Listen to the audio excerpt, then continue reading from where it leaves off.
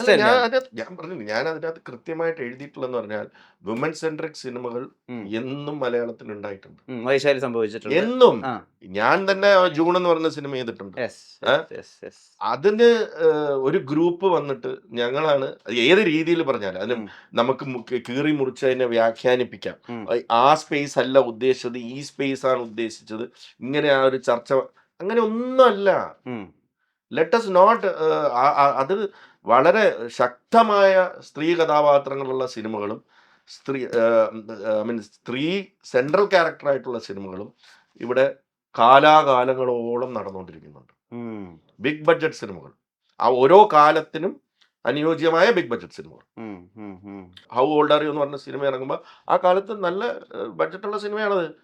അല്ലേ? അപ്പോൾ അപ്പം കാലം മാറുമ്പോൾ ഇപ്പൊ വേഫെയർ പോലൊരു പ്രൊഡക്ഷൻ ഹൗസിന് അതെടുക്കാനുള്ള ധൈര്യം വരുന്നു. ഉം, അല്ലേ? ആ ധൈര്യം എന്ന് പറയുന്നത് അതൊരു ഫ്രാഞ്ചൈസി മോഡലിലേക്ക് ക്രിയേറ്റ് ചെയ്യും. അതിൽ ദുൽഖർ സൽമാൻ എന്ന സൂപ്പർ സ്റ്റാർ ഇൻവോൾവ് ആവുകയും അതിൽ ടൊവിനോ തോമസ് എന്ന് പറഞ്ഞ യങ് സൂപ്പർ സ്റ്റാർ ഇൻവോൾവ് ആവുകയും അതിനെ ഒരു യൂണിവേഴ്സായി ഒരു യൂണിവേഴ്സ് ആയിട്ട് ക്രിയേറ്റ് ചെയ്തിട്ട് അതിലെ ഫസ്റ്റ് ചാപ്റ്റർ ചന്ദ്ര എന്ന് പറഞ്ഞു വരുന്നു. അല്ലേ? അപ്പം അങ്ങനെ പ്ലേസ് ചെയ്ത് അത് മാർക്കറ്റ് ചെയ്ത് അതിന്റെ ഇറ്റ്സ് അതിന്റെ വിജയം എന്ന് പറയുന്നത് വേഫെയർ ടീമിനും ദുൽഖർ സൽമാൻ അത് സെലക്ട് ചെയ്ത ദുൽഖറിനും അതിന് ട്രസ്റ്റ് ചെയ്ത വേഫെയർ ടീമിനും അതിന്റെ ഡയറക്ടറായ അരുൺ ഡൊമിനിക്കിനും മാത്രമുള്ളതാണ്. അരുണുമായി ഞാൻ ഈ സിനിമ ഇതിന്റെ സ്ക്രിപ്റ്റ് മുമ്പ് വേഫെയറിലേക്ക് പോകുന്നതിന് മുമ്പ് ഞാൻ ചർച്ച ചെയ്തിട്ടുള്ളതാണ്. എനിക്കറിയാം അതിന്റെ സ്കോപ്പും അറിയാം, പല കാര്യങ്ങളും അറിയാം. അത് പ്രൊഡ്യൂസ് ചെയ്യാൻ ആലോചിച്ചിരുന്നു. പ്രൊഡ്യൂസ് ചെയ്യാൻ ആലോചിച്ചിരുന്നതാണ്. ഓ, ഓക്കെ, പ്രൊഡ്യൂസ് ചെയ്യാൻ ആലോചിച്ചിരുന്നു. പക്ഷേ അന്ന് ഞങ്ങൾ തമ്മിലുണ്ടായ പല ചർച്ചകൾ ക്രിയേറ്റീവ് ചർച്ചകളുണ്ടായിരുന്നു. പക്ഷേ ഐ ബിലീവ് ദാറ്റ് അത് ദുൽഖറിന്റെ ടീം ഏറ്റെടുത്തുകൊണ്ടാണ് ലോക ഇങ്ങനെ ആവുന്നത്. ഞാൻ ഏറ്റെടുക്കുമ്പോൾ ഐ ഹാവ് ടു ഈ ക്യാമിയോസ് അല്ലെങ്കിൽ എക്സ്റ്റൻഡഡ് ക്യാമിയോസ് നെക്സ്റ്റ് യൂണിവേഴ്സിലേക്ക് വരുന്ന ക്യാരക്ടേഴ്സിന് വേണ്ടി I have to go and convince these people. So അത് എന്ത് ഈസി ആവുകയാണ്. ദുൽഖറിനെ പോലുള്ള സ്റ്റാർ അത് കൺവിൻസ് ആയതുകൊണ്ട് പ്രോജക്ട് ഇസ് ഡൺ. ബാക്ക്വേർഡ്സ് വന്നു. ബാക്ക്വേർഡ്സ് വന്നു. സോ ബാക്ക്വേർഡ്സ് വരുമ്പോൾ സോ അതാണ് ലോക്കയുടെ ധൈര്യവും റീസണും ആൻഡ് അത്രയും പവർഫുൾ ആയിട്ടുള്ള ഒരു വുമൻ സെൻട്രിക് ക്യാരക്ടറിനെ കൊണ്ടുവരാൻ അതങ്ങനെ തന്നെയായിരുന്നു സിനിമ. അതിനേക്ക് ഇൻവെസ്റ്റ് ചെയ്യാൻ അത് ആരും സ്പേസ് ഉണ്ടാക്കി കൊടുത്തിട്ടുണ്ടെന്നുള്ളതാണ്. അത് എന്നും നല്ല സിനിമകൾ വിമൻ സെൻട്രിക് ആയിട്ടുള്ള സിനിമകൾ മലയാളത്തിൽ ഉണ്ടായിട്ടുണ്ട്. അത് വിജയിച്ചിട്ടുണ്ട്. അതിൻ്റെ പുറകിൽ ചില ആ ഇൻഗ്രീഡിയൻസ് കറക്റ്റായിട്ട് ഇട്ട് കൊടുക്കുമ്പോൾ ഇപ്പൊ ഞാൻ പറയട്ടെ, ഒരു മെയിൽ സെൻട്രിക് എന്നുള്ള ഒരു സിനിമയിൽ കേന്ദ്ര കഥാപാത്രം ഒരു മെയിലാണെങ്കിൽ ശക്തമായ സ്ത്രീ കഥാപാത്രം ഇല്ലാതെ ആ സിനിമ വിജയിച്ചിട്ടുണ്ടോ? എത്രയോ സിനിമകളിൽ ഇപ്പം ദേവാസുരം എന്ന് പറഞ്ഞ സിനിമയിൽ രേവചേച്ചി ഇല്ലെങ്കിൽ എന്ത് ദേവാസുരം അല്ലേ? ശക്തമായ സ്ത്രീ കഥാപാത്രം അല്ലേ? ആറാം തമ്പുരാനില് അല്ലെങ്കിൽ ഇപ്പൊ കന്മദത്തില് അല്ലെങ്കിൽ ഏതോ ഒരു സിനിമ എടുത്ത് നോക്കും അല്ലേ? അപ്പം അതൊരു കോമ്പിനേഷനാണ്. ചിലതിൽ വിമൻ ക്യാരക്ടേഴ്സ് ആയിരിക്കും ലീഡ് ചെയ്യുന്നത്. അതിന് മെയിൽ ക്യാരക്ടേഴ്സിന്റെ മെയിൽ സപ്പോർട്ട് ഉണ്ടാവും. ചിലതിൽ മെയിൽ സപ്പോർട്ട് ആയിരിക്കും. പക്ഷെ എന്നും അത് ബാലൻസ് ചെയ്യപ്പെട്ട് തന്നെയാണ് സിനിമയിൽ പൊക്കോണ്ടിരിക്കുന്നത്. അതിലൊരു ചേരിതിരിവ് ഉണ്ടാക്കുക എന്നുള്ളത്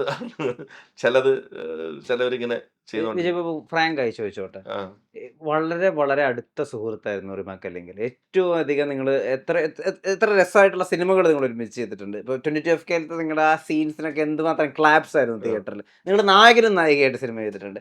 ആ ഇക്വേഷൻ മാറിപ്പോയില്ലേ ഇപ്പോൾ? പല ഇക്വേഷനും ഇൻഡസ്ട്രിയിൽ മാറിപ്പോയിട്ടില്ലേ? പല ഇക്വേഷൻസും ഇൻഡസ്ട്രിയിൽ മാറിപ്പോയിട്ടുണ്ട്. ഇൻഡസ്ട്രിയിൽ അങ്ങനെ ഒരു സ്ഥായി ആയിട്ടുള്ള ഇക്വേഷൻസ് ഉണ്ടെന്നോ അല്ലെങ്കിൽ ഏറ്റവും അടുത്ത ഈ നേരത്തെ പറഞ്ഞ സുഹൃത്ത് ബന്ധങ്ങൾ അത്ര സ്ട്രോങ് ആയിട്ടുള്ളത് വളരെ റെയർ ആയിട്ടാണുള്ളത്. വളരെ റെയർ ആയിട്ടാണ് അങ്ങനെ സുഹൃത്ത് ബന്ധങ്ങൾ ഉള്ളത്. കാലത്തിനനുസരിച്ച് അത് മാറിക്കൊണ്ടിരിക്കും. ഒരു one Friday can change a lot of relationships also. No regrets. I have no regrets in my life. Very happy. ഇനിയും ഇതേപോലെ തന്നെ വീണ്ടും നമുക്കിഷ്ടമുള്ള സിനിമകൾ ചെയ്തുകൊണ്ടേയിരിക്കും. ശരി, ഞാൻ ആട് 3 ക്യാരക്ടേഴ്സിനെ നന്നായി പെട്ടെന്ന് പറയാം. ഇവരുടെ ആട് 3 എന്തായിരിക്കും ഇവർ തരിക എന്നുള്ളത് 1 വേർഡിൽ പറയാൻ പറ്റുമെങ്കിൽ പറയുക. അറക്കൽ അബു എന്തായിരിക്കും ആട് 3 അദ്ദേഹം ഉണ്ടാക്കുന്നത്? അറക്കൽ അബു കൈപ്പുഴ കുഞ്ഞപ്പനെ വിടില്ല പ്രാവശ്യം. അതെയാ ഉം. ഒരു പിന്നെയും ഇപ്പൊ അറക്കൽ അബുവിനെ ഇത്രയും പേരുടെ മുമ്പിൽ വെച്ച് ടീം മെമ്പേഴ്സിന്റെ മുമ്പിൽ വെച്ചാണ് ഇൻസൾട്ട് ചെയ്തിട്ട് ആ പോയത്. ആ. ഇപ്രാവശ്യം വിടാൻ ഉദ്ദേശിക്കുന്നില്ല. അടിപൊളി. Captain Cletus. ക്ലീറ്റസിന് കിളി വന്നിരുന്നെങ്കിൽ ആ എന്ന് നമ്മള് ഓഡിയൻസ് ഒന്ന് ആഗ്രഹിച്ചു പോകും. ഉം, കിളി ഉം. വന്നിരുന്നെങ്കിൽ. Because Okay. അയാൾ അതിനകത്ത് കാണിക്കാൻ പോകുന്ന കാര്യങ്ങള് ചില്ലറയൊന്നുമല്ല. അയാൾ ആ. കാരണം ഉണ്ടാക്കിയിരിക്കുന്ന പ്രശ്നങ്ങള്. കഞ്ചാവ് സോമൻ. സോമൻ കുറച്ചുകൂടെ ബുദ്ധിമാനാവുന്നു. കുറച്ചുകൂടെ ഏത് രീതിയിൽ? കുറച്ചുകൂടെ ബുദ്ധി ഉപയോഗിക്കാൻ തുടങ്ങിയിരിക്കുന്നു. കൂടെയുള്ള മണ്ടനായ ബാറ്റർ സൈമണെ എങ്ങനെയെങ്കിലും പറ്റിച്ച് ഈ ഓവർ ഷാഡോ ചെയ്യാനായിട്ടുള്ള പരിപാടികളാണ്. അത് വീണ്ടും തുറന്നുകൊണ്ടേയിരിക്കും. ആ, ആ, ആ. ഡ്യൂഡ് ഈ വട്ടം. ഡ്യൂഡിന് എങ്ങനെയെങ്കിലും ബാങ്കോക്കിൽ തിരിച്ചു പോകണമെന്നാണ്. ആ, പക്ഷെ ഇപ്പം തമിഴന്മാര് പിടിച്ചോണ്ട് പോയി. ആ. അതിപ്പോഴും അവിടെ തന്നെ. തമിഴന്മാര് പിടിച്ചോണ്ട് പോയല്ലോ. ആ. അപ്പൊ തമിഴന്മാര് പിടിച്ചോണ്ട് പോയ ഡൂഡിന്റെ അവസ്ഥയാണ് ഉം. ഇതിൽ ഏറ്റവും പ്രത്യേകതയായിട്ടുള്ളത്. ഡ്രാഗൺ പൈലി ഡ്യൂഡിന്റെ കൂടെ തന്നെ. പൈലി ഡൂഡിന്റെ കൂടെ പെട്ടുപോയി. ആ, തമിഴന്മാരുടെ കൂടെ പൈലിയും പെട്ടിട്ടുണ്ട്. ആ, ആ, ആ. അപ്പം ഇനി അത് ബാങ്കോക്കിൽ തിരിച്ചു പോകാൻ പറ്റുമോ ഇല്ലയോ എന്നുള്ളത് ഈ എപ്പിസോഡിൽ അറിയാം. പി ശശി ആഭ്യന്തരമന്ത്രി. ശശി ആഭ്യന്തരല്ല, PWD മിനിസ്റ്റർ. ആ അത് ഒരു അപ്ഗ്രേഡ് എന്നുള്ള ആ രീതിയിൽ. പുള്ളിക്ക് വേറെന്തോ വകുപ്പുകളും കൂടെ കിട്ടിയിട്ടുണ്ട്. Nice nice. Driver Ponnappan. Surprise ആയിട്ട് അവിടെ ഇരുന്നോട്ടെ. പൊന്നപ്പൻ എവിടെ പോയല്ലോ മറ്റേ ആ, പൊന്നപ്പനെ എവിടെ നമുക്ക് അറിയില്ല ഇപ്പൊ. സർബത്ത് ഷമീർ. ഷമീറിന്റെ കൂടെ ഉണ്ടായിരുന്ന ജോയിൻ ചെയ്തവരൊക്കെ ഇപ്പം CIയും ഉം. SP വരെയൊക്കെ ആയി. ഓ. ഷമീറിന് ഇപ്പോഴും ശക്തമായ ഒരു കേസ് അങ്ങോട്ട് തെളിയിക്കാൻ കഴിഞ്ഞിട്ടില്ല. ആ. മറ്റേ കുറെ പാടുപെട്ടെങ്കിലും മറ്റേ ഇതൊക്കെ പിടിച്ചെങ്കിലും അതിന്റെ ഫുൾ ക്രെഡിറ്റ് ഷമീറിന് കിട്ടിയില്ല. ഉം, ഉം. അത് പാപ്പനും ടീമിനും പകുതി പോയി. Okay okay. ബിക്കോസ് ഷമീർ അതിനെ ഒരു ഇൻഫ്ലുവൻസർ ആയെന്നേ ഉള്ളൂ. അതുകൊണ്ട് അതിന്റെ കലിപ്പില് ഷമീർ ഇപ്പോഴും SI ആയി തുടരുകയാണ്.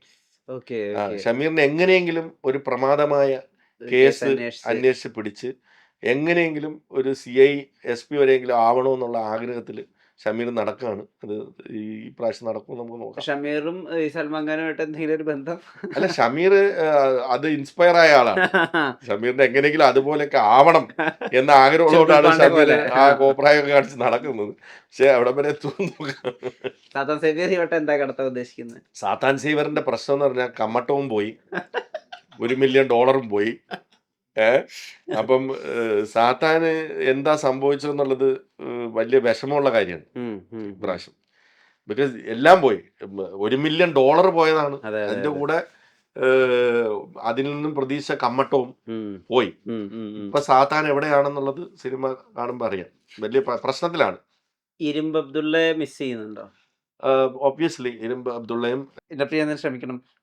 ഒരുപക്ഷെ വിജയ് ബാബു ആയിരിക്കും അദ്ദേഹത്തിന് ഏറ്റവും നല്ലൊരു കോമഡി സീൻ അദ്ദേഹത്തിന്റെ ഏറ്റവും അവസാന സമയത്ത് കൊടുത്തിട്ടുണ്ടാവുക. അല്ല, അദ്ദേഹത്തിന്റെ ഒരു ഫേവറേറ്റ് ആക്ടറാണ്. പല സിനിമകളും ഞങ്ങൾ ഒരുമിച്ച് അഭിനയിച്ചിട്ടുണ്ട്.